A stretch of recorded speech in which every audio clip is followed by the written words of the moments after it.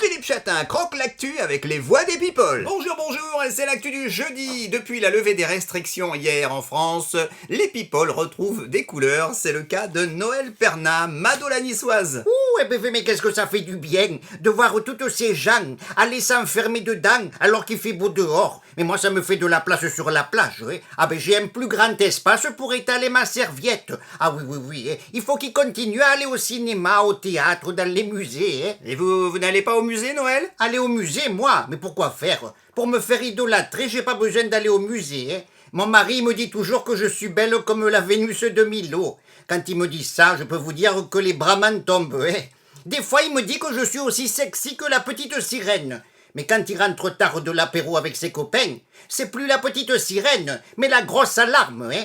Donc, quand il a besoin de quelque chose, il me compare aussi à la jeune fille à la perle. Jeune fille, sans doute, mais pas pour enfiler des perles, hein. Oui, depuis la réouverture des cinémas, les people se refont quelques toiles.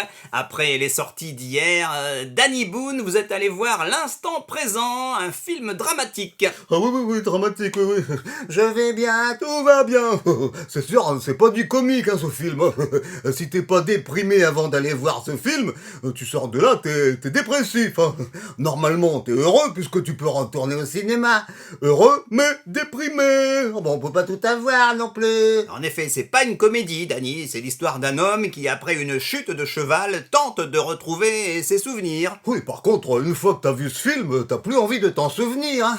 Oh non, c'est vraiment déprimant. Hein. Le héros se rappelle de rien, il reconnaît plus personne, il est obligé de parler à un cheval pour retrouver sa mémoire.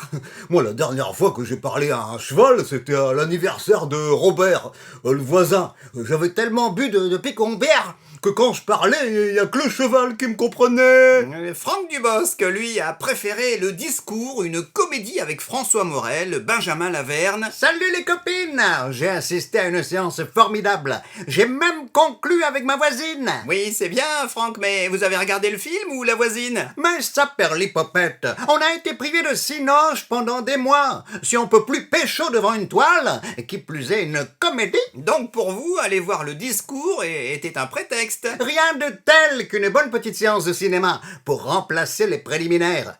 Quelques répliques bien placées, quelques mains baladeuses, au moins deux, au-dessus des pop-corns, et l'affaire est dans le sac, ou ailleurs, en tout bien, tout honneur. Et ça, c'est toujours mieux qu'un long discours. Vas-y Francky, c'est bon. Cinéma politique à présent, l'affaire de la gifle du président continue à faire jaser. Bonjour, c'est François. Et moi aussi, j'aimerais bien avoir une petite gifle, comme ça on parlerait de moi. Vous voulez que je vous dise, le premier qui me met une claque, je le nettoie au Karcher. Bonjour, c'est Dominique Strauss-Kahn. S'il faut donner une petite fessée, comptez sur moi.